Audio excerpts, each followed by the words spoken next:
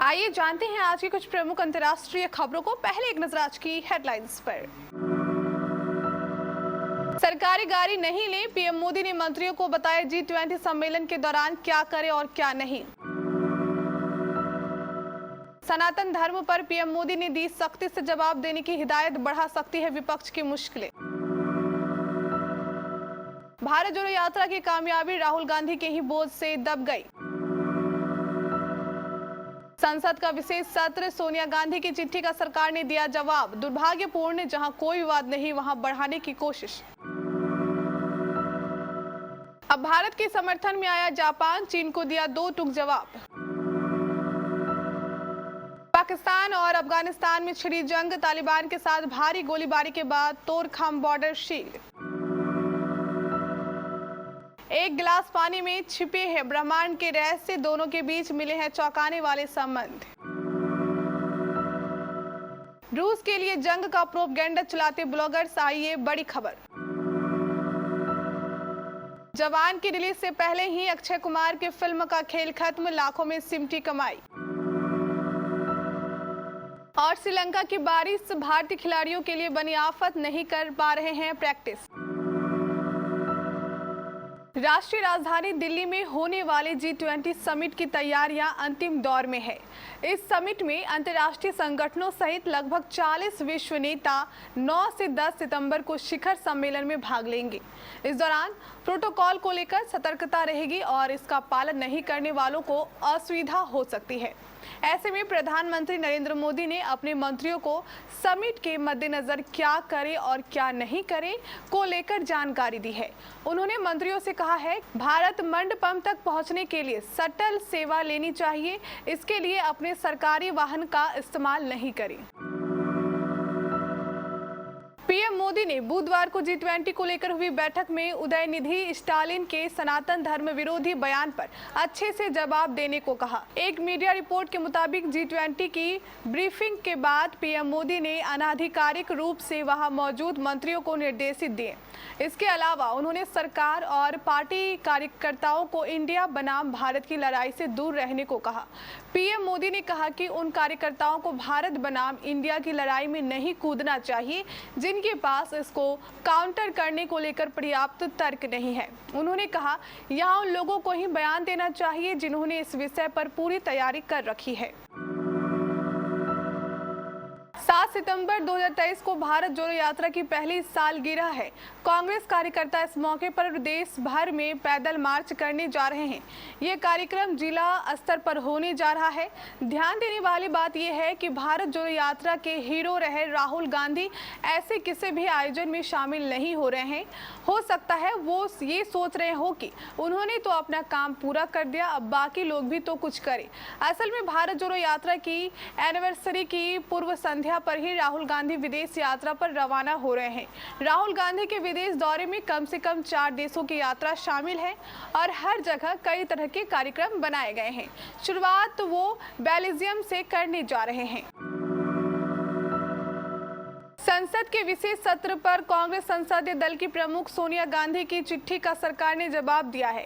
केंद्रीय संसदीय कार्य मंत्री प्रहलाद जोशी ने कहा है कि यह दुर्भाग्यपूर्ण है, आपका परंपराओं की तरफ ध्यान नहीं है। सत्र शुरू होने से पहले बातचीत की जाएगी। बता दें कि संसद का विशेष सत्र 18 से 22 सितंबर तक चलेगा।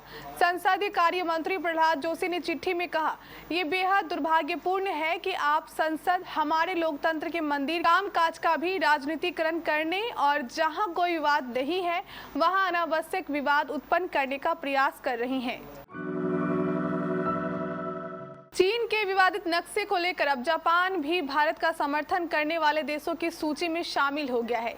फिलीपींस, मलेशिया, वियतनाम और ताइवान के बाद अब जापान ने भी चीन के स्टैंडर्ड मैप का विरोध किया है। जापान के मुख्य कैबिनेट सचिव हिरोकाजु मात्सुनो ने बताया कि पिछले महीने चीन ने जो नया नक्शा जारी किया है, हमने उस पर कड़ी आपत्ति जाहिर की है।